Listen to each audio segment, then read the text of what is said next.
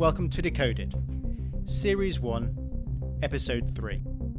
Your weekly podcast providing in-depth insight into cybersecurity. Show notes, including any links mentioned in the show, are available at decodedcyber.com. I'm talking on this podcast alone because, to be frank, this subject is a total hobby horse of mine, and probably no one else here cares as much about it as I do. So I thought it was kinder to the team for me just to handle this episode on my own. Hopefully you'll find it useful. I really just want to give my perspective on the issue of antivirus being dead, because that simple headline actually obscures some quite complex and important issues, and I think it's really interesting. Antivirus is dead. 3 easy words that make an almost guaranteed route to headlines in the technical press. But what do they actually mean? That antivirus software is useless? Let's dig down into this thorny issue and separate the facts from the marketing messages. For some reason, antivirus technology seems to divide experts into barely rational groups of those who think it's completely useless and those who think it, or rather their preferred brand, is a panacea. First of all, what is antivirus? Well, it's another name for anti-malware, which is another name for endpoint protection. An endpoint is a computer that a person will use directly, like a laptop or a virtual desktop. And essentially we're saying that antivirus is a historical term for endpoint protection for most people. It is true that similar technologies can be loaded onto servers and other systems that aren't endpoints, but when most people talk about antivirus being dead, they're usually talking about something that's on the endpoint. So why are people saying that it's dead? If it's a historical term, does that mean that antivirus is obsolete? There are a few reasons why people keep trying to bury antivirus, ranging from cynical marketing to frustrated software developers via conspiracy theories. Here are the top 4 reasons I've seen for saying antivirus is dead. Number 1, they're a security company selling something that competes in the endpoint protection space, and they want to distinguish what they've made from the crowd and to claim that their approach is fresher and more effective. The second reason could be that the person understands that antivirus is not 100% effective, but believes that makes it a complete waste of time. Some very technical researchers hold this opinion, as well as some less well-informed, opinionated individuals who just believe that for whatever reason. And sometimes people get confused about what antivirus is. They're thinking of the original ways in which antivirus works, using signatures, and we'll talk more about signatures shortly. Number 4, and the final one, software developers, they can really struggle to get their products to work when antivirus gets in the way. There was an ex-Mozilla developer who famously said that antivirus was more or less a waste of time. And SolarWinds, a network management company you may have heard of, used to recommend disabling antivirus when installing its software. And given that its software sometimes contained malware itself, that's pretty ironic and very bad advice. Extremely briefly, it's important to understand a very short history of antivirus for some of this stuff to make sense. The original antivirus products, I'm going to refer to them as AV from now, worked by recognizing known viruses and other bad files using patterns and signatures. They're like fingerprints. If you know a file is bad, you take its fingerprint. When another similar file turns up, you compare its fingerprint to your database, and if there's a match, you can be very confident that this second file is bad. When you hear people going on about AV signatures, that's what they're talking about. They might also talk about hashes. For this discussion, these are all the same thing. Now, in the last few years, we've seen new companies selling their anti-malware products aggressively, claiming that the old ways are completely useless and you need their new technology.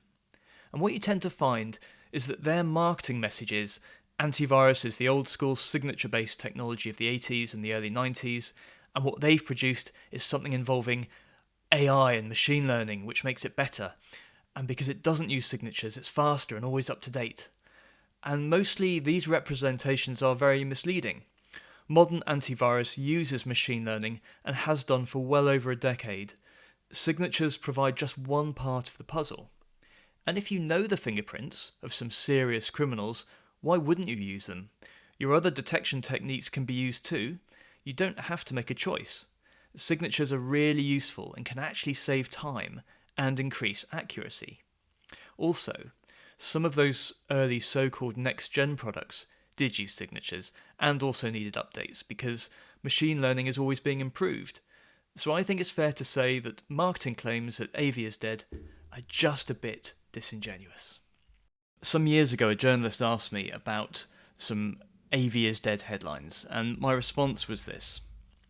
The claim that AV is dead is guaranteed to make headlines in the technical press. This is why the claim is made so often, sometimes by companies that actually have anti-malware solutions within their own products. But let's assume that AV works to a point but isn't perfect. Some people feel that running it is actually more dangerous than not. Tavis Ormandy and Hoxian Corrette are just two researchers who have researched bugs in AV software that open up routes for attack. The issue here is that all software contains vulnerabilities. It's almost inevitable, and the hope is that developers who work in security are more aware of secure coding than the rest of the world. But that's not necessarily true. You can write a product that can scan 1 million viruses really fast, but that doesn't mean you've ensured your own software is hack-proof. And here's an anecdote for you. Years ago, we were demonstrating how we tested targeted attacks. We had a vendor from a major US security firm watching as we attacked a system that was protected by a top-tier anti-malware product. The attack worked, and we got our remote access, which looks just like in the movies, a black terminal window with text. And in those days, we had to hide inside another process. We generally chose Windows Explorer because it's always running. So we listed out the processes to find the right number, because processes all have numbers, and that's how you migrate into them, is to type a command with that number. So we needed the number. And I happened to notice that the antivirus agent was listed on the screen nearby. So rather mischievously, we migrated into that instead of Explorer. In Hollywood terms, we were hiding inside the security program itself. Now, I expected something dramatic to happen. I thought maybe an alert or probably a blue screen style crash. But no, we entered the security program and nothing was spotted. If you thought your system was infected, the last thing you'd do is turn off your antivirus, which is where we were hiding. So that at least proves that security products aren't always the most bulletproof applications, but it doesn't mean that they're useless either. And if you are a normal user and not an elite security researcher, you have tons of apps on your computer. And having an AV product isn't opening up anywhere like the security gaps that running dozens of other apps does. Do you really think that games developers spend much time checking for vulnerabilities? Next year, antivirus will be 40 years old. And what that means is software labelled antivirus has been around for nearly 40 years. But the DOS program FluShot, which only used 10k of memory, is nothing like the latest endpoint security products that take many megabytes of RAM and gigabytes of disk space. The hard disks available back in the 80s were smaller than the software agents running in today's PC's RAM. You'd hope that with all of those resources being used, the functionality might be greater too. The only similarity between those old programs and the new is about $19. You can still get good antivirus for that sort of money today, or even for free. Anyway, I mentioned fingerprints or hashes earlier.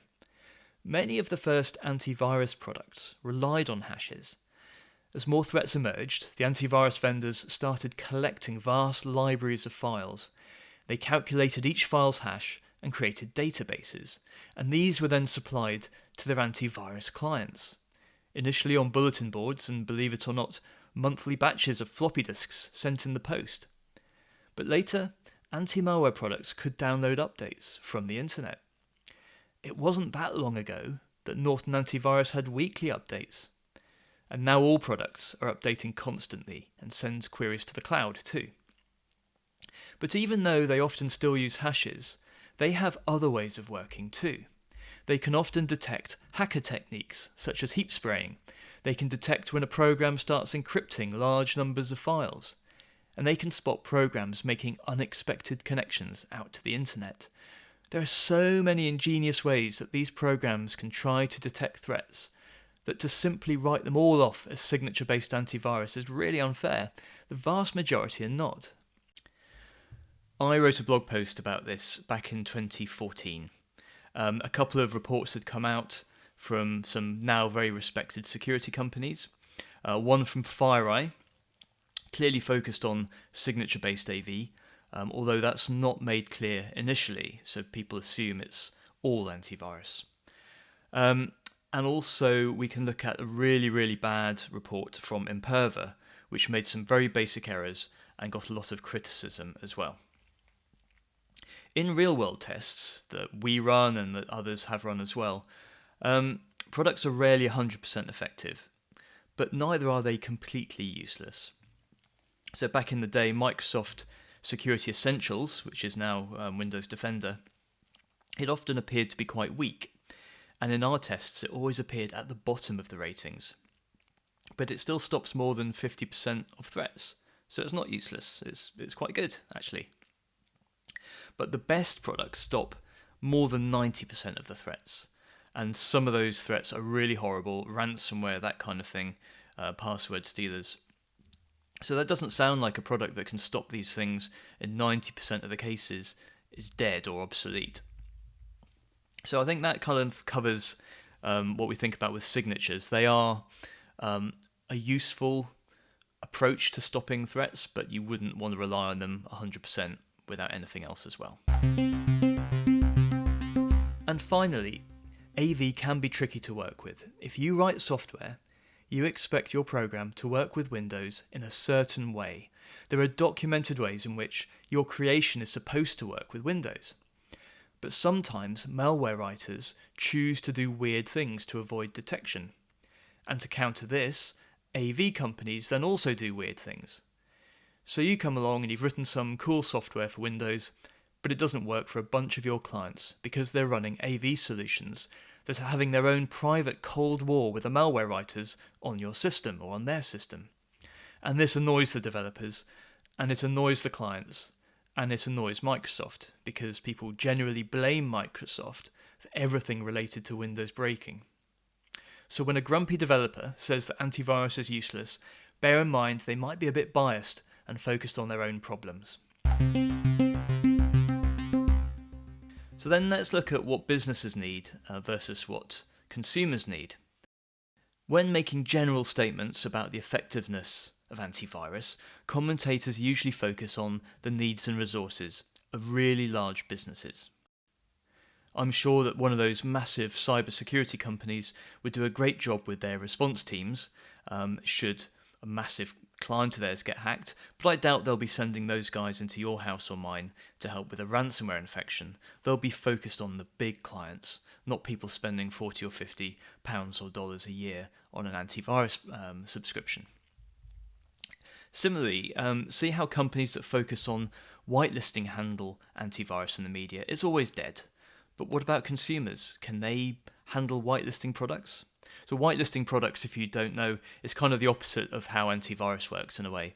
Rather than trying to recognize threats and stop them, what they do is they're told to allow known good things to run and block everything else. So in a really simple world where life was easy, you might have the Windows operating system is obviously allowed to run, maybe Microsoft Word, maybe GarageBand if you're using a Mac, that kind of thing. And if your system is only allowed to run the things that you know are good and blocks everything else, then the theory is that you should then be safe. But there are very few such products available for consumers, and the ones that have existed are hard and annoying to use. They might scale well for businesses where a small team can handle the whitelisting for many thousands of employees, setting up rules, that kind of thing. But as an individual, you're not going to want to handle these things for your extended family, even if it's a large one. It'd be a full-time job, and every time something gets updated, you run into issues. And just think, have you ever tried even the most basic parental control software? It's very labour intensive to use in the real world, where real people, including small demanding children, provide feedback that you just can't ignore. You know, your clients are your kids, and if they get upset with you, you can't just say, sorry, it's against policy, and move on. Also, they'll require instant reactions from you too. You can't just put it off until the following week. So anyway, anti-malware based products are clearly one of the few options that are available for consumers. And as long as those products are not entirely signature based, they should do a reasonable job of protecting people. They'll be better than nothing at least, which doesn't sound like dead or obsolete. And then finally, the third point I wanted to make was about post-event protection. So currently, businesses seem to be facing far greater threats than consumers because they're being attacked relentlessly. And so malware is likely to infect a system on a business network at some point. It may then spread one way or another through that network and into other systems or even other networks. And that's why products from companies like FireEye and Palo Alto and Cisco don't just try to prevent the initial infection. They have to be able to detect when an infection has occurred and should alert technical staff that something needs to be investigated. At least a few will use signature-based antivirus as part of that process. In fact, I know that some do and have been doing for years. And why not? We have seen a file appear on Fred's PC, and we can take a signature of that and search other files on the network for other copies. I mean, that just makes sense. And it doesn't sound like dead or obsolete. But apart from just being useless, obsolete and dead, there are other issues that some people have with antivirus software. So not that long ago, maybe 3-4 years ago, a developer claimed that antivirus doesn't improve security. But he wasn't actually talking about whether or not antivirus can detect threats. According to, it was a former Mozilla developer, Robert O'Callaghan, there is negligible evidence that anti-malware software produced by third parties provides any additional security.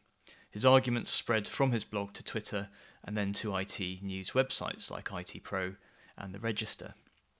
Now, I've been testing anti-malware software with my team for many, many years, and we think we've got plenty of strong evidence that third-party anti-malware software provides improved security over that which comes with Windows by default. I mean, Windows' own antivirus has got a lot better in the last couple of years, but it isn't always the best. And, you know, if you look at our enterprise and small business and consumer reports, you can see which ones consistently come at the top of the charts. There is no doubt that updating your operating system makes it more secure. And in fact, we've run tests that prove this often quoted piece of advice is actually true. It's based on real, reproducible data. But what we've also seen is that adding a decent antivirus package or endpoint security program or whatever you want to call it, if you add that to a good patching schedule, you raise your protection levels even higher.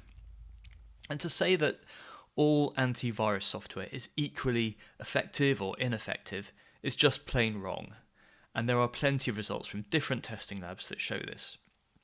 You may not trust all of those labs, and you may have problems with some or all of the ways that they test, but I'd strongly suggest that we can't all be wrong. Our position on the Microsoft anti-malware, included with Windows, is that it's far better than it used to be, but that some commercial third-party packages are consistently stronger.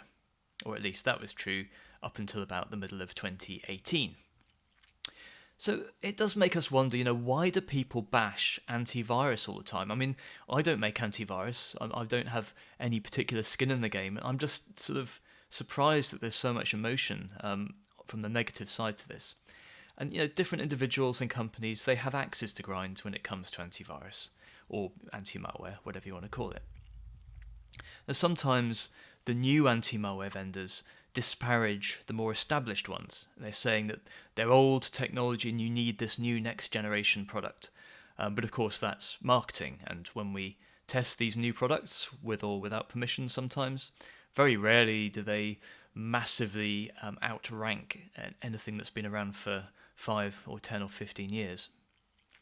The Windows developers at Microsoft, they don't like the perception, which is sometimes the truth, that anti-malware products slow down Windows. Because when a user has a bad Windows experience for whatever reason, Microsoft feels the impact. So they don't like slow antivirus. It makes Windows look bad. Other developers hate that anti-malware products embed themselves into Windows in sometimes strange and unusual ways, because that can potentially cause havoc with their own efforts and make new powerful and security vulnerabilities. Anti-malware vendors argue that they need to be able to dig down and do strange things to prevent particularly nasty threats from digging in at the lowest security levels within the operating system. So they have to use strange techniques to try and get one ahead of the bad guys, but that can make things harder for everybody else.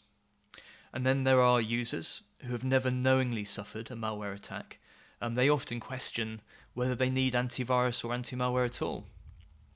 And there are some testers and researchers who make it their life's mission to discover technical problems with anti-malware, sometimes seemingly taking the position that actually anti-malware is bad for you, rather than you need it, it's a bit broken, and here's how to fix it. And I would definitely say that Tavis Ormandy, a researcher, seems to take a very kind of almost personal dislike to antivirus and says it's worse than having nothing at all.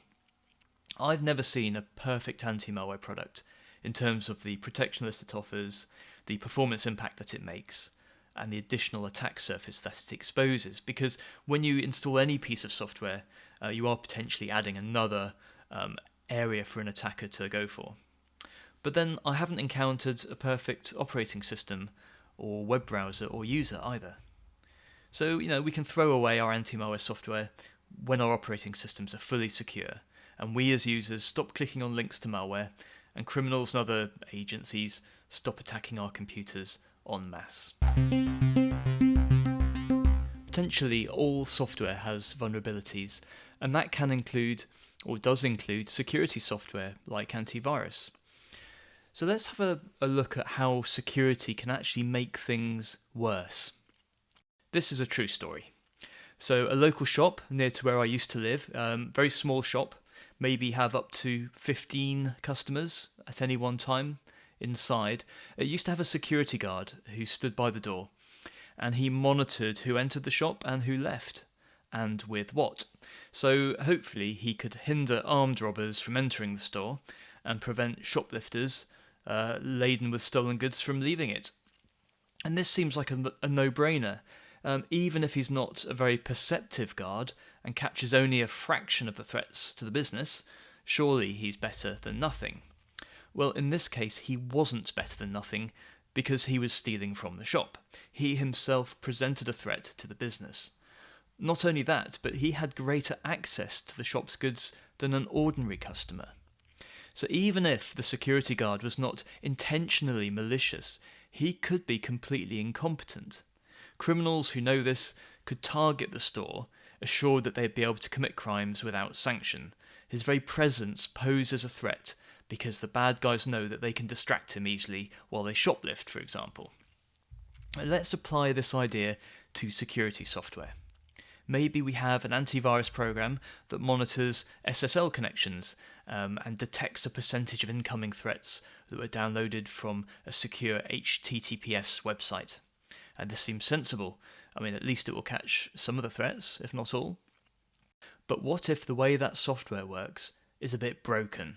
What if it exposes an extra jugular for an attacker to aim for? This is the incompetent security guard. Criminals who know about the business's vulnerability, the broken security measures, software or human, can target it. Now, in the cases of Superfish and Privdog, it seems that the way these products work provides an opportunity for bad guys to pretty much undermine the assurances provided by websites using SSL. Superfish was adware pre-installed on Lenovo computers back in 2015. It could intercept SSL connections for bad reasons, whereas PrivDog was an ad blocker application from around the same time. But in that case, it was trying to block ads, but the way it did it was to get into the SSL connection, and that actually made things worse for users from a security point of view.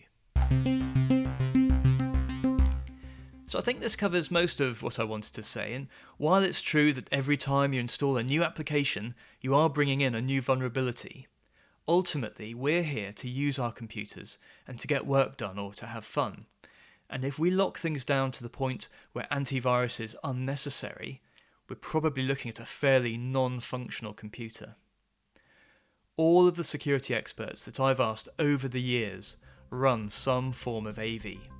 No one believes that antivirus is a panacea. It's just daft to run without it. Please subscribe, and if you enjoyed this episode, please send a link to just one of your close colleagues. If you want to join the Decoded community and access private content, including our monthly executive briefings, apply at decodedcyber.com/circle. And that's it. Thank you for listening, and we hope to see you again soon.